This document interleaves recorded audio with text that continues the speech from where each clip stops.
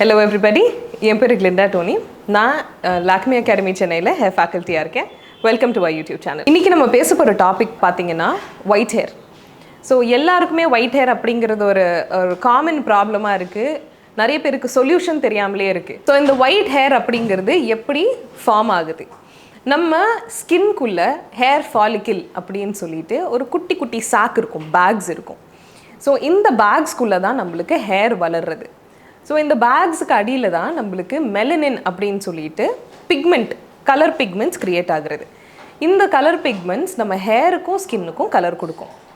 இந்த பிக்மெண்ட் எப்போ ப்ரொடியூஸ் ஆகாமல் போகுதோ அப்போ தான் உங்கள் ஹேர் ஒயிட் ஹேராக மாறும். ஸோ பேசிக்காக அந்த பிக்மெண்ட், அந்த ஃபாலிக்கல்ல உங்களுக்கு கலர் ப்ரொடியூஸ் ஆகாது. அந்த இடத்துல மட்டும் ஹேர் காலியாக வளரும், கலர் இல்லாமல். வெள்ளை முடி அப்படிங்கிறது வயசானதான் வரணுங்கிற அவசியம் கிடையாது. எந்த ஏஜில் வேணாலும் ஒயிட் ஹேர் வரலாம். ஸோ என்னென்ன காசஸாக இருக்கும் ஒயிட் ஹேர் வரத்துக்கு அப்படிங்கிறத இப்போ நம்ம பார்க்கலாம். Major reason for white hair பார்த்தீங்கன்னா ஜெனட்டிக்ஸ் மீனிங் உங்கள் ஃபேமிலி லைனில் யாருக்காவது வெள்ளை முடி இருந்திருக்கும். ஸோ உங்கள் ஜீனில் இந்த ஒயிட் ஹேர் வரணும் அப்படின்னு இருக்குன்னா உங்களால் அதை அவாய்ட் பண்ணவே முடியாது. நிறைய சின்ன பசங்களுக்கு ஒயிட் ஹேர் வருது அப்படின்னு ஃபீல் பண்ணுறவங்க எல்லாருக்குமே ஜீன் ஒரு காரணமாக இருக்கலாம். உங்களோட ஜீனில் உங்களோட இமீடியட் ரிலேட்டிவ்ஸாக இருக்கணுங்கிற அவசியம் கிடையாது. பட் உங்கள் பிளட் லைனில் யாருக்கு வெள்ளை முடி இருந்திருந்தாலும் உங்களுக்கு சின்ன வயசுலேயோ இல்லை நடுவில் வரத்துக்கும் வாய்ப்புகள் நிறைய இருக்குது. அடுத்த காஸ் என்னவா இருக்கும் அப்படின்னு பார்த்தீங்கன்னா ஸ்ட்ரெஸ். நம்ம எல்லாருக்குமே ஏதாவது ஒரு பாயிண்டில் ஸ்ட்ரெஸ் அப்படிங்கிறது கண்டிப்பாக இருக்கும். சில பேர் அதால் கண்ட்ரோல் பண்ண முடியும், சில பேருக்கு அதை கண்ட்ரோல் பண்ண முடியாது. முதல்ல ஸ்ட்ரெஸ்ஸோட பின் விளைவுகள் என்ன அப்படின்னு பார்க்கலாம். ஸோ ஸ்ட்ரெஸ்ஸில் பார்த்தீங்கன்னா ஆங்ஸைட்டி, அதாவது கவலை ஜாஸ்தியாக படுவோம். ஒழுங்காக தூக்கம் வராது. நம்ம எவ்வளோ ட்ரை பண்ணாலும் உங்களால் நிம்மதியாக ரெஸ்ட் எடுக்க முடியாது. அப்படியே நீங்கள் ரொம்ப ரொம்ப டயர்டாக ஃபீல் பண்ணுற மாதிரி இருக்கும். அதே மாதிரி உங்களால் சாப்பிட முடியாது ஒழுங்காக. இந்த மாதிரி ப்ராப்ளம்ஸ் உங்களுக்கு ஸ்ட்ரெஸ்ஸில் இருக்கும்போது வரலாம். அதில் மேஜர் ப்ராப்ளம் பார்த்திங்கன்னா ஒயிட் ஹேர். ஸோ ஸ்ட்ரெஸ்ஸில் இருக்கும்போது எப்படி ஒயிட் ஹேர் ஃபார்ம் ஆகும் அப்படின்னு பார்த்தீங்கன்னா, இப்போ நான் சொன்ன அந்த கான்சிக்வன்சஸ்லாம் இருக்குது இல்லைங்களா, அதனால உங்களோட செல் டிப்ளேஷன் ஆகும். அப்படின்னா உங்கள் ஹேர் செல்ஸ் ஒழுங்காக ஃபார்ம் ஆகாது, ரொம்ப கம்மியாகும். அதனால உங்களுக்கு ஒயிட் ஹேரும் ஃபார்ம் ஆகலாம், சில டைம் ஹேர் கூட ஃபால் ஆகலாம். அடுத்த ரீசன் பார்த்தீங்கன்னா தைராய்டு. ஸோ நிறைய பேருக்கு தைராய்டுன்னு கேள்விப்பட்டிருப்பீங்க. பட் அது என்ன பண்ணும் அப்படிங்கிறது யாருக்கும் அவ்வளோ தெளிவாக தெரியறதில்ல. ஸோ தைராய்ட்னா என்னன்னு பார்த்தீங்கன்னா உங்கள் கழுத்தில் இருக்கிற ஒரு கிளாண்ட். அது பார்க்கறதுக்கு பட்டர்ஃப்ளை மாதிரி இருக்கும். ஸோ அந்த கிளாண்ட் வந்து மெட்டபாலிசமுக்கு ரெஸ்பான்சிபிள். நீங்கள் சாப்பிட்ற எதுவுமே ப்ராப்பராக மெட்டபலைஸ் ஆகலை அப்படின்னா உங்களோட பிளட் ஸ்ட்ரீமில் உங்களுக்கு தேவையான எனர்ஜி போகாது. ஸோ எனர்ஜி ட்ராவல் ஆகாததுனால உங்களுக்கு செல்ஸுக்கு கிடைக்க வேண்டிய நியூட்ரிஷன் கிடைக்காம போகும்.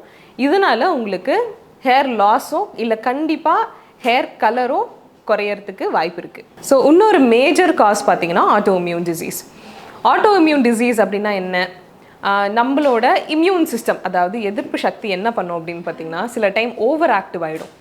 ஸோ அது ஓவர் ஆக்டிவ் ஆகிட்டு எதையாவது போய் நான் அட்டாக் பண்ணணும் அப்படின்னு நினைக்கும் போது அது கண்ணுக்கு படுறது நம்மளோட ஹேர் ஃபாலிக்கிள். ஸோ அது நம்ம ஃபாலிக்கிளில் அட்டாக் பண்ணும்போது என்ன நடக்கும் அப்படின்னு பார்த்தீங்கன்னா நம்ம ஒன்று மெலனோசைட்ஸை அட்டாக் பண்ணும், இல்லை டைரெக்டாக ஹேர் ஃபாலிக்கிள்ஸே போய் அட்டாக் பண்ணும். நம்மளோட மெலனோசைட்ஸ் மெலனின் ப்ரொடியூஸ் பண்ணுறதே ஸ்டாப் பண்ணிடும். ஸோ அந்த மாதிரி உங்களுக்கு ஒயிட் ஹேர் வரத்துக்கு சான்சஸ் இருக்குது. இந்த ஆட்டோ இம்யூன் டிசீஸ் அதுவாக ஆட்டோமேட்டிக்காக கூட சார்ட் அவுட் ஆகிடலாம்.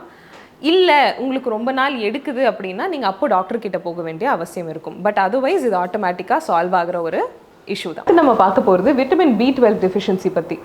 ஸோ இந்த விட்டமின் நம்ம உடம்புக்கு எனர்ஜியை தரும்.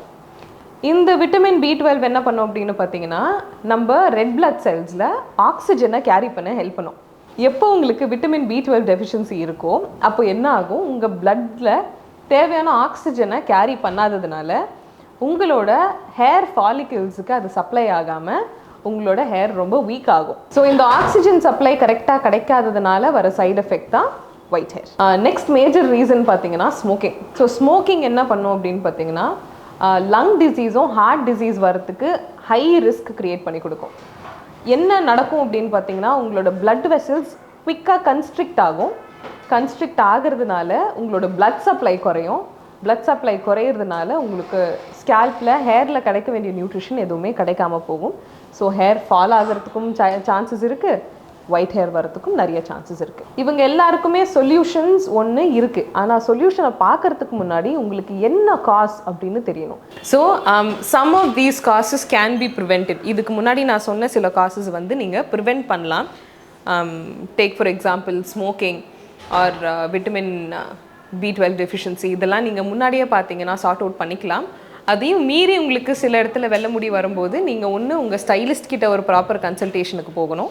அப்படி இல்லைனா ஒரு டெர்மட்டாலஜிஸ்ட் கிட்டயோ ட்ரைகாலஜிஸ்ட் கிட்டயோ நீங்கள் போகலாம். சில ரீசன்ஸ், ஜெனட்டிக்ஸ் ஃபார் எக்ஸாம்பிள், உங்களால் எதுவுமே பண்ண முடியாது. You will have to live with it.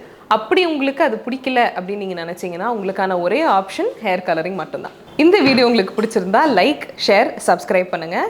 உங்களுக்கு நான் இந்த வீடியோவில் பேசினதை பற்றி ஏதாவது டவுட்ஸ் இருந்தால் கமெண்ட் செக்ஷனில் கமெண்ட் பண்ணுங்கள்.